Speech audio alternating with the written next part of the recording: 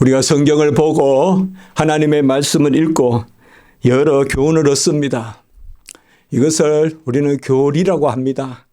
교리는 성경을 통하여 하나님이 우리에게 가르쳐주는 그 말씀의 진리, 그것을 체계적이고 고백적으로 설명한 것을 교리라고 일컫습니다.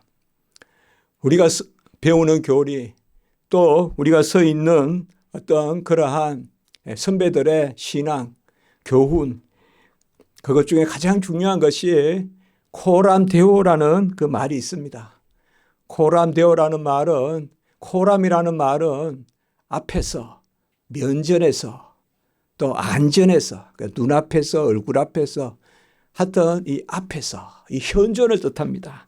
데오라는 말은 하나님을 뜻합니다. 그래서 코람데오다 그렇게 하면 우리가 하나님의 면전에서 혹은 하나님의 앞에서, 하나님의 현존 안에서 해도 되고 현존 앞에서, 참 귀한 그러한 말입니다. 우리가 어쨌든 하나님이 신앙생활을 하는 성도들에게 요구하시는 것, 요구하신다기보다 하나님이 기뻐하시는 것이 뭘까요? 그것은 하나님의 면전에 서는 것입니다. 하나님 앞에 나오는 것입니다. 그래서 여호와가 우리와 함께 하시고 또 여호와의 말씀을 듣고 그리고 여호와께 여쭈어 또 우리가 가로되. 저는 최근에 사무엘 상하 제가 여러 일들 또 이런 일을 겪을 때 저는 성경을 그때그때 좀 보는 버릇이 있습니다. 조금 힘들다 싶으면 히브리서 이런 거 읽어보고요. 또 교회에 대한 이야기가 나오면 고린도전서, 후서 또 이런 것을 많이 읽어보고요. 특별히 어떤 인생에 있어서 중요한 일을 하고 할 때 이럴 때는 다윗을 그렇게 자주 읽어보는 버릇이 있습니다. 다윗에 보면 다윗이 여호와의 말씀을 듣고 또 주야로 묵상하고 그리고 여호와께 여쭙고 성경 말씀에 있어서 따라가는 것이 아니라 우리가 평소에는 말씀을 읽고 그리고 어떤 일이 생기면 더 마음에 어떤 부족함이랄까요, 연약함이랄까요, 공고함이랄까요, 그러한 것이 있으면 여호와께 여쭙게 되거든요. 여호와에 여쭙게 되는데 여호와께 여쭌다는 것이 바로 코람데오입니다. 하나님과 교통하고 교제하고 그리고 대화하는데 제가 전에도 말씀드리지만 내가 말하는 대화가 아니라 듣는 대화를 하는 것이죠. 그래서 사실상 다윗에 대해서 성경에 가장 많이 칭찬하는 것이 다윗의 지혜입니다. 지혜. 보면 성경에 계속 나오는 것이 다윗을 지혜롭게 하셨다. 지혜롭게 하셨다. 우리는 솔로몬이 지혜를 구했다라고 많이 생각하지만 그 아버지한테 배운 거죠. 다윗이 지혜를 구하니까 아들이 왕이 되자마자 1000번 제사를 드리면서 1000번제를 드리면서 그렇게 지혜를 구하는 것이겠죠. 계속되는 말씀에 지난주는 살인하지 말라, 간음하지 말라. 우리 주님께서 이 땅에 오셔서 더 많은 것을 요구하시는 것 같습니다. 더 정확하게 지키라고 하시는 것 같습니다. 너희 의가 바리새인과 서기관과 낫지 아니하면 결단코 천국에 들지 못한다 했고 율법의 1.1억이라도 경하게 여기면 하늘에서 지극히 경하게 여길 것이라고 했고 그렇게 가르치는 자도 경하게 여길 것이라고 했습니다. 그러나 우리가 계속 살펴보았듯이 이러한 산산복음의 가르침은 팔복의 기초에서 하나님이 이미 우리에게 베푸시는 복 가운데 애통하고 복 가운데 심령이 가난하고 복 가운데 긍휼을 구하면 하나님께서 우리에게 채워주시는, 그렇기 때문에 명령이 더 엄격한 만큼 은혜가 더 크다, 은혜가 더 풍부하다. 이것이 바로 신약시대라는 것을 말했습니다. 오늘 말씀에 보면 이제 맹세에 대한 그런 말씀을 하고 있는 것을 볼 수가 있습니다. 맹세는 무엇입니까? 미래에 속한 것을 어떤 현재를 조건으로 한 미래에 대한 약속이라고나 할까요? 이 맹세라는 말은 정의하기가 쉽지 않습니다. 그런데 성경에서 맹세라고 하는 것은 오늘 보면 흠맹세를 하지 말라라고 이렇게 하는데, 맹세라는 것은 코란데요, 하나님의 면전에서 하나님과 나누는 것입니다. 그게 전체적으로 다 맹세입니다. 그런데 그 하나님은 어떤 하나님이십니까? 과거에 속하고 현재에 계시는, 미래는 아직 의문부호로 남아있는 그런 하나님이 아니시죠. 하나님은 과거, 현재, 미래를 함께 보시고 함께 다스리시고, 그리고 과거, 현재, 미래 가운데 지금 우리와 함께 하시는 분입니다. 그러니까 우리가 하나님의 현존 앞에 서면 우리는 과거, 현재, 미래 앞에 서는 것입니다. 사실은. 물론 지금 하나님 앞에 예배드리고 하나님의 현존, 지금 하나님의 계심, 현존 앞에 있지만 그 하나님은 처음과 나중이요, 시작이요, 처음과 끝이요, 시작이요, 마지막이요, 알파요, 오메가요, 과거와 현재의 미래이기 때문에. 그래서 사실 우리가 하나님의 품속에 있는 하나님 앞에서는, 또 하나님께 여쭙고 하나님이 우리에게 말씀해 주시는 것은 이미 영원에 속한 것입니다. 우리는 영생의 자녀로 하나님 앞에 서는 것이고요. 그 가운데 우리가 하나님께 여쭙고 하나님께 듣고 그리고 예하고 아니요 하는 그것이 바로 맹세의 영역인 것입니다. 그렇기 때문에 하나님의 면전이 없이, 하나님의 살아계심이 없이, 하나님의 현존 가운데 있지 아니하면서 맹세하는 것은 전부 헛맹세입니다. 하나님을 떠나 있는 자가 내 공로를 의지하고 내 자질을 의지하고 내 성격과 내 성품을 의지하면서 나는 이런 사람이야, 나는 확실히 약속해, 그런 것은 다 헛맹세고 거짓 맹세라는 것입니다. 우리가 매주 제3계명을 함께 읽지 않습니까? 너는 내 하나님 여호와의 이름을 망령되게 부르지 말라. 망령되게가 뭘까요? 바로 여호와의 이름을 이용하는 것입니다. 여호와의 이름을 진심으로 부르고 환난 날에 찾고, 찾을 만할 때 찾고, 여호와의 이름을 부르고 애통하며 소원하며 간구하며 여호와의 이름을 외쳐 부르는 그것이 아니라 여호와의 이름을 자주 입에 올리는데 이용하는 거죠. 그냥 이용하는 거. 그것이 바로 여호와의 이름을 망연되게 부르지 말라. 우리가 어느 도랑가에나 개천가나 어느 벤치나 우리가 여호와를 찾으면 그거는 여호와를 참으로 부르는 겁니다. 여호와여 도우소서, 여호와여 살피소서, 여호와여 지키소서, 여호와여 이끄시소서, 여호와여 지시하소서, 여호와여 이루소서. 그것은 다 여호와를 간절히 찾는 것입니다.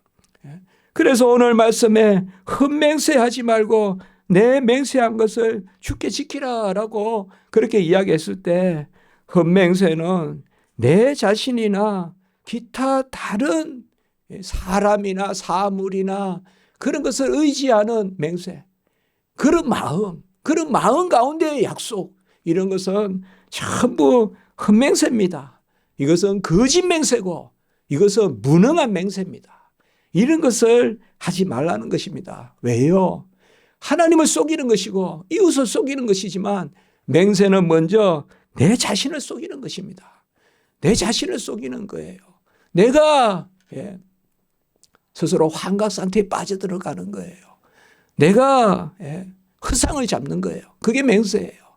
우리는 내가 뭘 할 수 있다, 내가 한마디 하고 그걸 내 안에 담기 어려우니까 친구한테 이야기하고 또 친구하고 대화하면서 그것을 확인하고 그러면서 나도 뭔가 할 수 있다라고 생각하고, 이런 것이 다 허상입니다. 이게 하나님 앞에서 내가 서고 그 가운데 하나님의 뜻을 구하고 그 가운데 하나님 앞에 아뢰고 또 하나님 앞에 약속하고, 그렇기 때문에 진정한 맹세는 성경에서 서원이라고 하는 것입니다.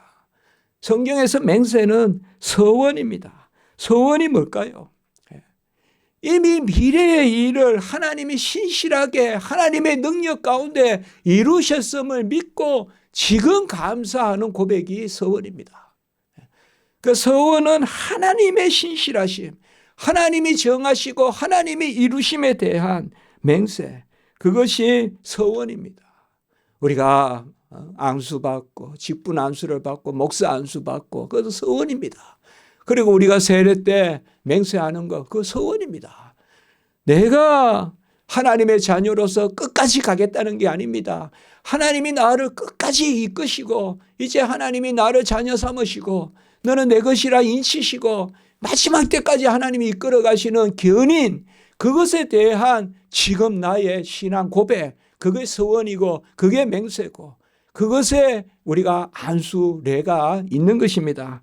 그렇기 때문에 우리가 맹세를 해야 됩니다. 또 어떤 것은 공적 맹세가 있습니다. 그런데 오늘 왜 도무지 맹세하지 말라라고 이렇게 말씀하십니까? 이것은 헛된 맹세, 무능한 맹세, 인간적인 맹세를 이야기하는 것입니다.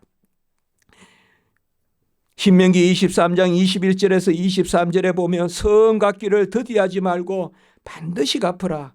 그렇지 않으면 죄가 된다. 자원한 예물은 입으로 언약한 대로 정할지니라 행할지니라 라고 이렇게 말했습니다. 우리가 하나님의 현존 가운데 코람되어 삽니다. 그 가운데 하나님 앞에 약속합니다. 너무나 많은 것을 헤아려서 우리가 산중에 가서 여러 가지 헤아리고 무슨 버섯을 따오는데 한번 보면 천한 것만 따와요. 그래서 우리 눈에는 귀한 것이 안 보여요. 무슨 다이아몬드를 찾으러 갔는데 그냥 비슷한 것만 그냥 그런 것만 이렇게 가지고 내려와요. 그러나 하나님 앞에서 우리가 바로 현존 가운데 우리는 하나님 앞에 지켜야 돼요. 하나님 앞에 지키려고 애써야 돼요. 그러나 하나님이 하심을 믿고 그 가운데 애써야 돼요. 그때 우리의 지경이 넓어지고 그때 우리 마음의 평강이 있어요. 애쓰지 않는 것이 아니에요. 그건 한 달란트 받은 사람이에요. 그건 악하고 게으른 종의 모습이에요. 애써야 돼요. 그러나 달란트, 선물을 주신 분이 이루실 것을 믿고 애써야 돼요. 나는 못한다 하고 할 수 있는 것만 한다 하고 고르반 하고 나는 이까지만 하면 하나님께 된다라고 하는 것이 아니라 하나님 앞에 나의 무능을 내어놓고 또 나의 연약함을 내어놓고 오직 은혜, 전적 은혜, 코람되어 하나님의 살아계심과 하나님의 역사하심과 하나님의 현존 가운데서 우리가 나아가야 돼요. 그것이 오늘 맹세라는 거예요. 이 맹세라는 것이 그래서 그저 하나의 맹세가 뭐야 이렇게 하는 것이 아닙니다. 우리 인간은 보십시오. 땅으로 맹세합니다. 하늘로 맹세합니다. 땅으로 맹세합니다. 오늘 말씀에 보면 하늘로 하지 마라. 하늘은 하나님의 보좌요. 땅으로 하지 마라. 땅은 하나님의 발등상이요. 발등상은 의자 글입니다. 의자 글이. 하늘과 땅이 전부 하나님 것이란 말입니다. 그리고 뭡니까? 예루살렘으로도 하지 말라. 예루살렘은 하나님의 거룩한 성이다. 하나님이 주시고 하나님이 지으신 것이다. 그리고 내 머리로도 하지 말라. 트럭 하나라도 휘고 검게 할 수 없다. 트럭이 뭡니까? 그저 쓸모없이 나 머리카락 하나도 우리가 마음대로 할 수 없다 말이에요. 뭐 뽑을 수는 있을지 모르겠지만 휘고 검게는 못한다. 그렇게 말씀하고 있습니다. 우리 인간이 머리카락 붙들고 맹세한다 이 말이에요. 우리 인간이 건물 보고 맹세한다 이거예요. 하늘 보고 맹세한다 이거. 땅 보고 맹세한다 이 말이에요. 다 헛된 것 보고 그것에 의지한다 이거예요. 그것을 의지하지 말라. 오직 여호와를 의지하라. 여호와께서 행하시고 여호와께서 이루시고 그래서 여호와의 이름으로만 맹세하라. 신명기 6장 13절에 보면 내 하나님 여호와를 경외하며 그를 섬기며 그의 이름으로 맹세할 것이라. 예수님은 맹세하지 말라 했는데요. 신명기에서는 맹세하라 하네요. 오늘 여기 맹세는 서기관과 바리새인과 같이 맹세하지 말라는 것입니다. 남에게 보이기 위한 맹세, 자기 확신, 자기 암시, 그런 심리적인 맹세하지 말라는 것입니다. 심리적인 맹세하지 말라는 것이에요. 바로 하나님 앞에 복음적인 맹세를 하라는 거예요. 십자가를 붙들고 하나님 앞에 맹세하라는 거예요. 하나님이 이루시면 종이 이루겠나이다. 하나님이 사용하시면 종이 사용되겠나이다. 하나님이여 종을 사용하소서. 종을 이끄소서. 우리 가정을 사용하소서. 그런 것이 바로 하나님이 기뻐하시는 내 하나님 여호와를 경외하며 그를 섬기며 그의 이름으로 맹세할 것이니라. 신명기 6장 13절 금방 말씀이었습니다. 히브리서 6장 13절에서 16절도 보면 하나님은 스스로 약속하시는 분이다. 그래서 하나님이 맹세의 최후 확정이다라고 이렇게 말씀하고 있습니다. 그러므로 우리는 다른 것을 찾지 않습니다. 모든 일을 통하여서 하나님을 찾아야 돼요. 그의 얼굴을 구하라. 여호와의 얼굴을 그 낯설 날을 향하여 비추어 달라고 민수기에 축복이 있듯이 기도해야 됩니다. 만물이 여호와의 얼굴에 비춘 그것을 가지고 우리는 버섯을 따든 무슨 다이아몬드를 줍든 해야 됩니다. 여호와께서 기뻐하시는 것을 우리가 채취해야 돼요. 여호와께서 인정하는 것을 우리가 줍든지 따든지 해야 돼요. 나머지는 전부 다 일순간 좋아 보여도 거썩어 버립니다. 쏙 악취가 납니다. 일순간 좋아 보여도 그것이 나를 짓누릅니다. 다이아몬드라고 갖다 놨는데 그것이 어느 날 내 머리에 떨어지는 흉기가 될 수도 있습니다. 그것이 바로 여호와의 면전에서 오늘 보면 예와 아니요 곧 옳다 아니라 이 옳다라는 말은 예라는 말입니다. 예 아니요를 정확하게 하라 이 말입니다. 근데 우리 못합니다. 못해요. 고린도후서 1장 20절에 보면 하나님의 약속은 그리스도 안에서 얼마든지 예가 되니 그런즉 너희가 아멘하여 하나님께 영광을 돌리게 되느니라. 우리의 예의 영역은 예수 그리스도. 우리가 아멘할 수 있고 우리가 옳다라고 할 수 있고 우리가 그리 되었나이다 다 이뤘나이다 우리야 구원에 나는 없지만은 내 잔이 넘치나이다. 이 옳다 아니다 이 완전함, 우리가 하나님 앞에 완전한 대답을 할 수 있는 것, 그것은 바로 예수님이십니다. 그런즉 우리가 아멘하여 하나님께 영광을 돌리게 된다. 이 예의 영역에 옳다의 영역에 들어가시려면 예수 그리스도를 붙들어야 됩니다. 예수를 부여잡아야 됩니다. 십자가를 바라봐야 됩니다. 십자가가 밝히 보이거늘 누가 너희를 깨드냐. 십자가 외에는 다른 복음이 없어요. 세상에서 미련해 보이나 우리에게 능력이 있다. 그래서 맹세하지 말라라는 이 말씀이 아주 귀한 말씀입니다. 맹세하지 말라는 것은 바로 코람되어 여호와의 현존 가운데 살라는 것입니다. 오늘 제가 이 말씀을 어떻게 이 부분을 하나로 엮어서 요새 우리가 마태마가 누가 요한복음 사복음서를 좀 본문이 깁니다. 그래도 보통 본문을 이렇게 길게 안 하는데 그러나 이것도 의미가 있어 보여서 그래서 어떻게 이것을 묶을까? 그래서 저는 여호와의 면전에서 오늘 이제 그 이어지는 말씀을 보십시오. 눈은 눈으로 이는 이로 갚으라 했다는 것을 너희가 들었으나 눈은 눈으로 이는 이로 갚으라. 구약에는 이 말씀들이 많이 들어 있습니다. 출애굽기, 레위기, 신명기에 보면 눈은 눈으로 이는 이로 손은 손으로 발은 발로 된 것은 된 것으로 상하게 한 것은 상함으로 때린 것은 때림으로 이런 것을 법에서는 무슨 동해보복이다 탄리오법이다 이렇게 이야기합니다. 같은 해를 가하라는 것이요. 같은 해를 가하라. 상처에는 상처로 사람을 죽인 자는 죽이고 짐승을 죽인 자는 짐승을 데려다 주든지 그 값을 주든지 생명에는 생명으로 이런 것은 이렇게 하라. 그러면 우리가 눈은 눈, 이는 이로 갚으라. 성경에 있지 않습니까? 그런데 어찌 주님께서는 오늘 39절 이하에 눈은 눈, 이는 이로 갚지 말라 하십니까? 이렇게 우리가 생각해 볼 수가 있죠. 잘 이 말씀을 기억해야 됩니다. 구약 말씀이 틀린 것이 아니라 구약의 그 형벌, 동해 보복은 같은 해를 가하여서 갚는 것은 형법, 재판의 이야기입니다. 재판의 이야기. 그게 구약적인 공정함을 뜻합니다.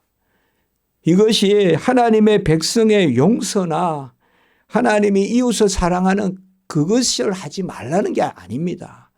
재판을 할 때 그때 고대의 도덕은 그냥 옆집에 기물 하나만 파손해도 전쟁이 나고 그저 말 한마디만 죽여도 그냥 죽여버리고 하는 무한보복의 시대입니다.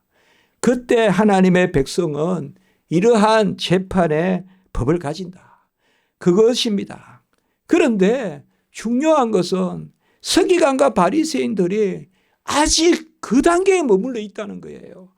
이 출애굽기 내기 신명기에 그대로 하라는 거. 내가 돼 있으면, 내가 물에 돼 있으면 너도 돼 있라면서 물을 부라는 것이죠. 그렇다는 거예요. 우리 밭을 짓밟았어. 나도 말을 가지고 짓밟아라.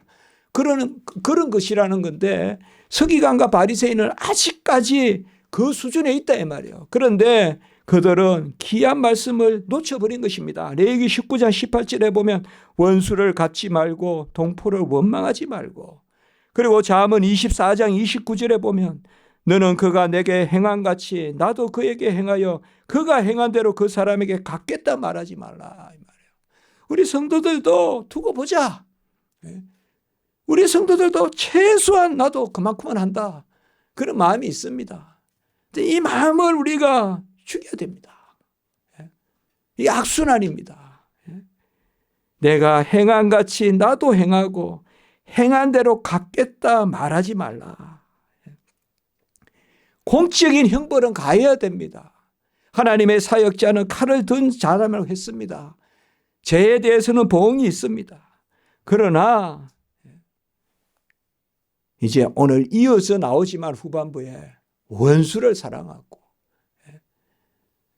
나를 저주하고 나를 핍박하는 자를 위하여 기도하고 축복하라. 그렇게 말씀하거든요. 오늘 39절의 말씀 봅시다. 먼저 악한 자를 대적하지 말라라고 이렇게 말했습니다. 악한 자를 대적하지 말라는 게 뭘까요? 우리 집에 악한이 쳐들어오면 그냥 두라 말입니까? 그게 아닙니다. 내가 판단하지 말라는 것입니다. 내가 판단하지 말라는 것이에요. 내가 보응하지 말라는 것입니다. 주님께서 십자가에서 뭐라고 했습니까? 뭐라고 말씀하셨어요? 저들의 죄를 사하여 주옵소서. 그들이 하는 일을 알지 못하나이다. 그렇게 말씀했습니다. 베드로전서 2장 23절에 보면 욕을 당하시되 맞대어 욕하지 아니하시고 고난을 당하시되 위협하지 아니하시고 오직 공의로 심판하시는 이에게 부탁하시며, 우리 주님도 하늘에 계신 아버지께 부탁하셨다는 것입니다. 욕을 당하되 욕하지 아니하시고 고난을 당하되 위협하지 아니하시고 심판하시는 이에게 부탁하시고, 로마서도 12장 19절에 보면 원수 갚는 것이 내게 있으니 내가 갚으리라. 이렇게 신명기 32장 35절 말씀에 인용합니다. 원수 갚는 것이 하나님께 있다는 것이에요. 여러분, 우리가 갚으면 상급이 없습니다. 우리가 갚으면 상급이 없어요. 꼭 참아야 됩니다. 꼭 참아야 돼요. 용서에는 끝이 없어요. 아무리 용서해도 우리가 용서받은 만큼 용서 못해요. 용서해야 됩니다. 저도 그렇게 알고는 있는데 잘 안 됩니다. 그런데 그렇게 알고 그렇게 하도록 기도하고 애써야 됩니다. 원수 갚는 것이 하나님께 있습니다. 내 원수가 줄이거든 먹이고 목마르거든 마시게 하라. 그게 원수의 머리에 숯불을 올리는 것이다. 이렇게 이야기했어요. 진정 악인이 나의 원수가 벌받기를 원하거든 먹이고 마시게 하라. 그러면 숯불을, 가장 고통스러운 게 숯불을 머리에 얹는 거랍니다. 여기에. 그것이 바로 로마서 12장 20절에 나오는 말씀입니다. 어쨌든 우리가요, 내가 갚아서 내가 편한 적이 없습니다. 우리는 참아야 됩니다. 원수 갚는 것이 하나님께 있습니다. 원수가 오면 참아야 돼요. 그런데 아무리 기독교인이라도 아무리 신자라도 그렇게 바보같이 살면 안 돼. 그거는 틀린 이야기입니다. 우리 하나님의 자녀들은 끝까지 당해야 됩니다. 끝까지 당해야 돼요. 왜요? 코란데요. 하나님의 면전에서 살아계신 하나님이 보응하시니까. 하나님이 안 계시다면 내가 판단해서 내가 처리를 해야 되겠죠. 그래, 내가 판단하고 내가 처리하면 나의 모든 것은 상급은 없습니다. 하나님이 상급. 하나님이 다스리게끔. 오늘 밑에 말씀도 전부 그런 말씀입니다. 오른쪽 뺨을 치면 왼뺨을 대라. 이거 왜 이럴까요? 누가복음에서는 그냥 한쪽 뺨을 맞으면 한쪽 뺨을 대라. 제가 주석에 보니까 가장 잘된 주석에서 이렇게 이야기하고 있어요. 오른쪽 뺨을 맞으면 우리가 막 견딜 수 없대요. 그래서 막 분노가 생기고, 그리고 막 어떻게 원수가 뻑까 막 마음 쓰다가 왼뺨까지 맞으면 이제 좌절하거나 아니면 우리가 혈기로 갚거나 그 두 가지래요. 그러니까 오른쪽 뺨을 맞으면 왼뺨도 갖다 대는 게 은혜롭다는 거예요. 그렇게 주석을 했어요. 저는 그런 주석 처음 봤습니다. 그렇게 주석한 거 읽어봤어요. 오른쪽 뺨을 맞으면 우리가 이런 거 있잖아요. 야, 내가 이 직장에서 어떻게 견딜까? 막 낙하산 내려오네. 어떻게 견딜까? 오른뺨 맞았는데 이제 왼뺨까지 맞으면 이제는 나한테 뭐 있어? 나 사표 낼 거야. 그런 마음이 있을 수 있잖아요. 그럴 때는 아예 왼뺨도 갖다 대라는 것입니다. 왼뺨도 갖다 대라는 거예요. 그러면 저런 불의한 거, 저런 부정한 거, 저런 어디 그냥 낙하산으로 세상에도 그런 일이 많지 않겠어요. 저는 모르겠지만 얼마나 많겠어요. 열심히 일하고 차근차근 올라가는 사람이 있는 반면에 그런 게 있을 수 있잖아요. 그러면 낙심한다는 거예요. 그래서 오른쪽 뺨을 맞으면 악에게 지지 말고 고난에게 지지 말려면 아예 우리를 맡기라는 거예요. 맡기라는 거예요. 그 어떻게 보면 이게 뭡니까? 이런 소극적인 삶이 어디 있습니까? 원수를 잡아서 형벌을 내리고 저게 악이라고 들춰내고 저 사람은 잘못됐다고 돌을 던지고 그래야 정의가 살지 않습니까? 아니라는 것입니다. 살아계신 하나님이 하신다는 거예요. 그렇게 하면 악순환입니다, 여러분들. 내가 판단하면 악순환입니다. 아까 우리가 맹세에 대해서도 이야기했듯이 초대교회 성도들이 왜 그렇게 많이 순교했습니까? 그들이 판단을 할 줄 몰라서 그랬겠습니까? 그들은 예수님의 이름으로 살아계신 하나님의 그 살아계심으로 한 것입니다. 맞는 이야기입니다. 여러분, 깊이 우리가 생각해보고 기도해보면 오른뺨 맞았을 때 가장 우리가 화평을 누리는 것은 왼뺨을 갖다 대는 것입니다. 그러면 하나님이 왼뺨 맞기 전에 막아주실 수 있고 또 왼뺨을 맞더라도 하나님이 갚아주시고 아멘. 그게 살아계신 하나님이에요. 속옷을 가지려거든 겉옷도 가지게 하라. 이것도 같은 맥락입니다. 우리가 속옷을 빼앗겼다. 속옷은 그래도 그렇게 비싼 옷은 아닙니다.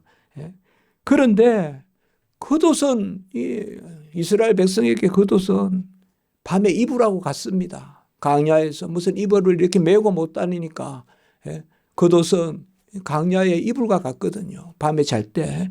그러니까 우리가 신명기나 출애기 때도 보면 겉옷을 저당 잡히거나 할 때는 해가 지기 전에 돌려주라. 해가 지기 전에.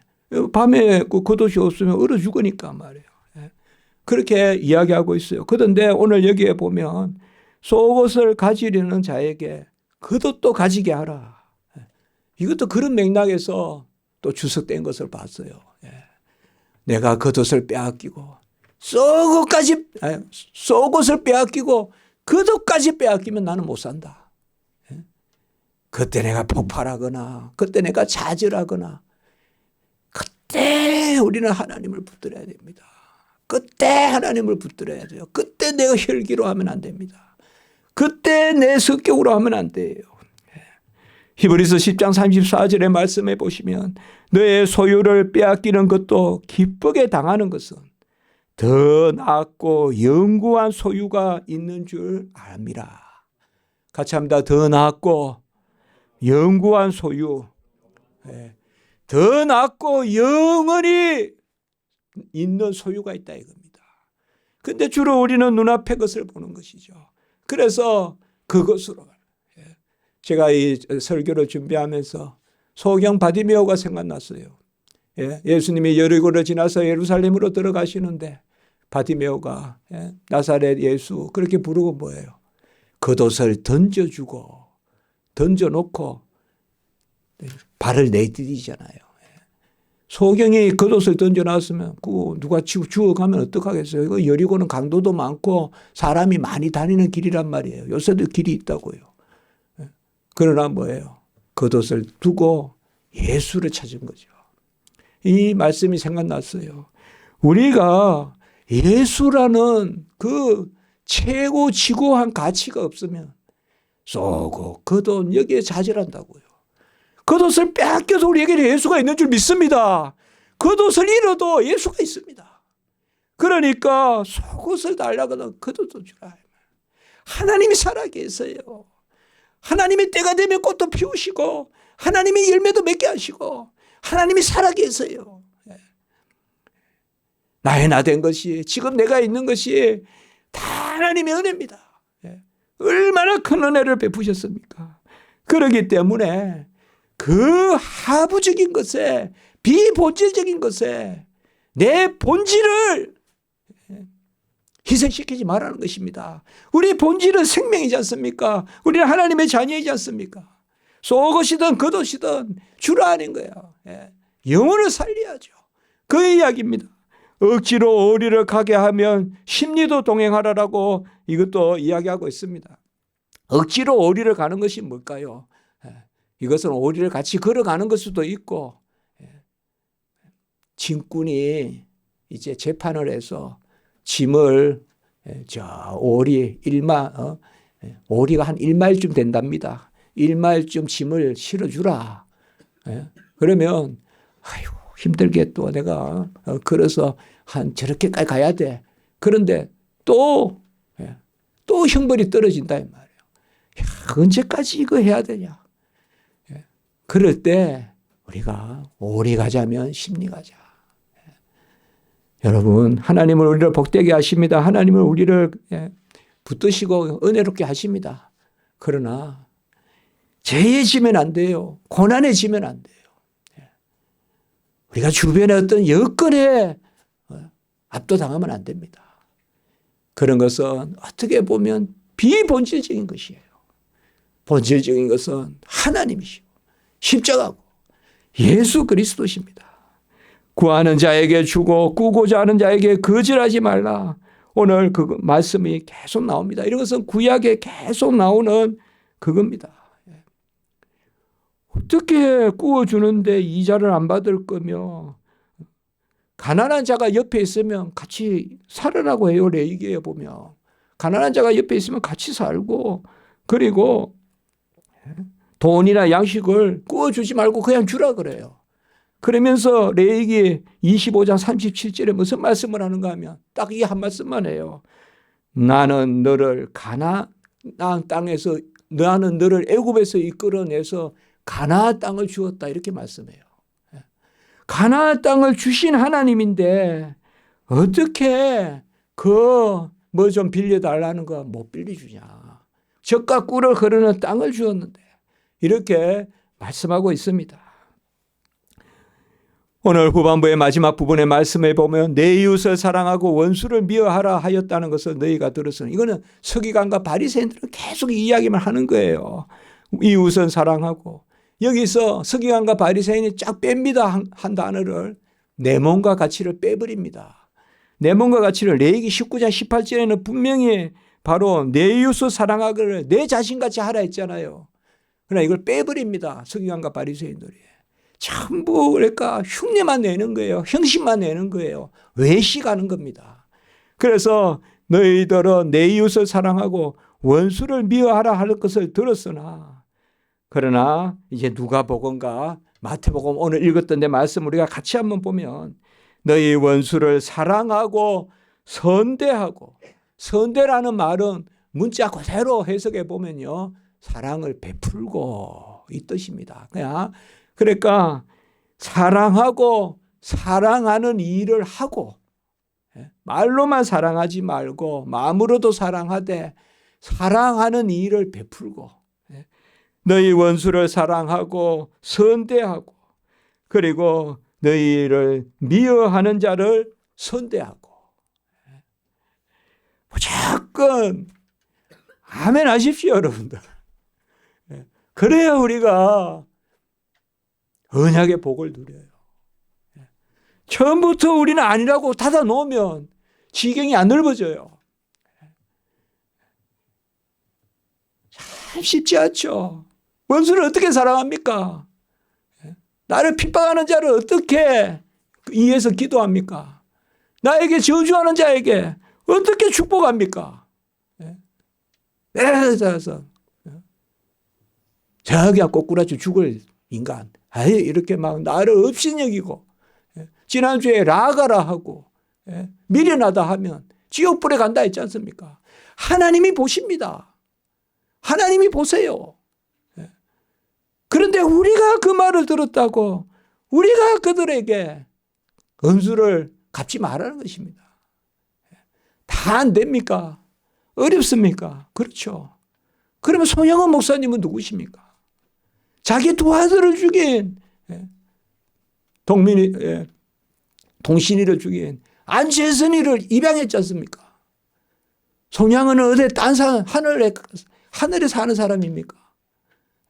손양은 목사는 저희가 나온 신학교 선배 아닙니까? 그것도 했으면 우리도 할 수 있을 거 아닙니까? 하나님의 은혜가 있으면. 신사참배할 때 우상 섬기지 못한다고 나는 예수 중독자다 하면서 감옥에 계셨고, 또 6.25 때는 한국전쟁 때는 끝까지 나은 자들 이제 배가 기다리고 있는데 배를 장로님들이 다 준비해 놨는데 그 배를 안 타고 나은 자들, 내가 고름을 뽑아주고 내가 입으로 고름을 뽑아주고 내가 예배를 드리지 않으면 누가 예배를 드리냐 그러면서 떠나가지 않고 총을 치고 그 결국 흉탄에 죽지 않았습니까? 그 손양은 목사님이 자식 둘을 죽인 그 아들을 입양했지 않습니까?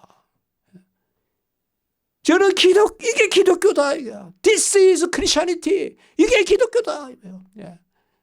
이게 예수의 자녀들의 모습이다. 우리도 내 마음으로, 내 성경으로, 내 성품으로는 안 됩니다. 차만 끌고도 용서 못해요. 자식을 죽이는 건커녕. 그러나 은혜가 있으면, 예수님도 뭐예요?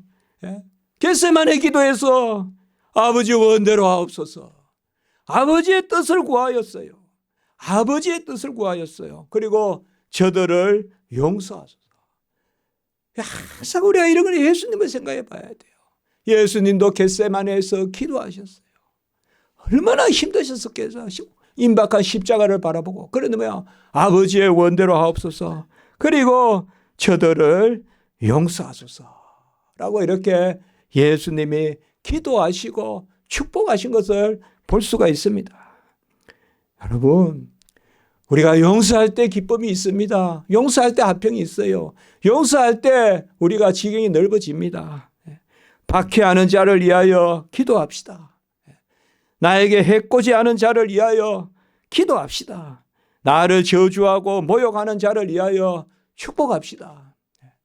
다 잘라버리는 것은 죄인들도 하고 세리들도 한다고는 말하고 있습니다. 세리가 왜 이렇게 나쁘게 나올까요? 그 당시에는 많은 것을 로마 사람들하고 앞제비가 돼서 세리들이 왜 이렇게 나쁘게 나오는가 하면 먼저 자기 자리를 살려고 뇌물을 주거든요. 로마 관리들에게. 그러면 그 돈을 또 자기들이 만들어내야 될 거 아니에요. 그러니까 많은 세금을 받는다고요. 많은 세금을 받아가 로마에 바치고 자기는 그던 자리를, 그게 세리입니다. 그러니까 세리들도 이자 받고는 구워준다.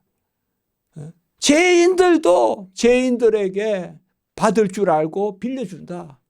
너희들이 그렇게 한다면 세리와 죄인과 다를 것이 무엇이겠냐. 너희들은 하나님의 사랑을 받았다. 하나님의 거룩하심을 받았다. 그러므로 너희들이 그들에게 사랑을 베푸는 것이, 먼저 사랑을 받았기 때문에 사랑을 베푸는 것이 마땅하다.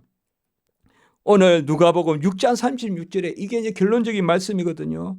너희 아버지의 자비로우신과 같이 너희도 자비로운 자가 되라. 오늘 누가복음 6장 36절에 이것이 마태복음 5장 48절은 아주 중요한 말씀이잖아요. 하늘에 계신 너희 아버지의 온전하심과 같이 너희도 온전하라. 여기 누가복음에는 하나님의 자비로움과 같이 너희도 자비로워하라. 저는 이 두 말씀이 서로 어울리는 말씀이라고 생각해요. 하나님이 우리에게 사랑을 베푸셨듯이 우리도 사랑을 베푸는 자가 되라. 코란 배우가 아니면 못합니다. 하나님이 살아계심을 인정하지 않으면 못합니다. 오히려 성경을 판단의 도구로 삼게 됩니다. 성경을 저주의 도구로 삼게 돼요. 성경을 다 읽었는데 코란 배우가 없으면 성경은 오히려 내 의의를 찾고 내가 판단하는 데만 사용하는 거예요. 그러나 하나님이 내 안에 계시고, 그러면 뭐예요? 하늘에 계신 아버지의 온전하심과 같이 너희도 온전하라. 이 말은 뭐예요? 하나님이 우리를 은혜를 베푸셔서 완전하게 하실 것이므로 너희도 그렇게 완전하게 행하라. 이거는 은혜의 선순환이에요. 은혜의 선순환이에요. 내가 하는 것이 아니라 하나님이 온전하시기 때문에 그 은혜를 나에게 베푸셔서 나를 온전하게 각자를 완전한 자로 세우려 함이라. 골로새서 1장에 나오는 말씀이에요. 우리에게 복음을 전하는 것은 각자를 완전한 자로 세우려 함이라. 모든 성경은 하나님의 감동으로 된 것으로 책망과 교훈과 바르게 함과 의로 교육하기에 유익하고 각 사람을 완전한 자로 세우니, 성경이 완전한 자로 세우고 예수 그리스도의 복음이 완전한 자로 세웁니다. 그 은혜가 있으면, 그래서 하나님의 온전하심과 같이 너희도 온전하라. 우리가 어떻게 온전합니까? 어떻게 오리가 자면 심리 갑니까? 어떻게 속옷 달라면 겉옷을 줍니까? 어떻게 한 뺨 맞고 두 뺨을 내밉니까? 그러나 하나님의 사랑 안에 거하면, 손양원 목사님 같이 예수 중독자가 되면, 나는 예수에 중독된 자다. 예수 중독자가 되면, 예수쟁이가 되면, 진정한 예수쟁이가 되면, 그것이 바로 뭐예요? 하늘에 계신 너희 아버지의 온전하신 같이 너희도 온전하라. 하늘에 계신 아버지의 자비로움과 같이 너희도 자비로워라. 이것이 오늘 말씀인 것입니다. 그래야하면 너희가 하나님의 아들이 되고 너희 상이 클 것이요. 누가복음 오늘 읽었던 6장 35절입니다. 그래야하면 진정 너희가 하나님의 아들이 되고 너희 상이 클 것이요. 우리 십자가지기 성도님, 저도 기도하면서 애쓰겠습니다. 용서합시다. 당합시다. 하나님이 보십니다. 하나님이 당하지 말게 하실 수 있어요. 많은 경우에. 그러나 우리는 기본적으로 당하는 마음으로 삽시다. 판단하지 말고 용서하고 보듬고 서로 진정 사랑하고 하나님의 자비로움과 같이 그 자비로움이 우리를 자비롭게 하셨기 때문에 너희도 자비로워하라. 하나님의 온전하심과 같이 너희도 온전하라.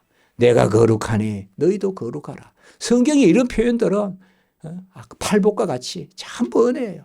내가 거룩하니 너희도 거룩하라. 이 말은 하나님 우리를 거룩하게 은혜 베푸심으로 너희도 거룩하라. 신명기 18장 13절에 보면 너는 내 하나님 여호와 앞에서 완전하라. 이 말씀이 오늘 여기 48절이거든요. 구약 때 완전하라는 것은 아직 기다리고 있어야 돼요.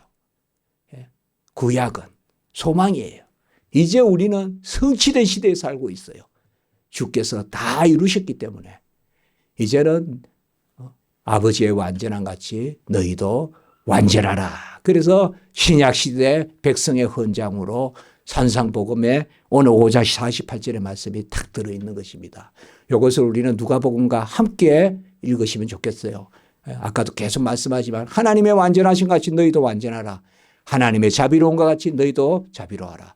하나님이 우리에게 완전한 은혜를 베푸시고 하나님이 우리에게 자비를 베푸시고 사랑을 베푸시듯이 그 은혜 그 사랑 가운데 그 안전한 가운데 우리가 누리는 거, 빛이 임하면 빛을 비추듯이 잘 누리는 거, 향이 있으면 향기가 나듯이 그것을 우리에게 말씀해 주고 있습니다. 우리 성도님들 어려운 거 있죠. 힘든 거 있죠. 내가 이거는 못 참겠다 하는 거 있죠.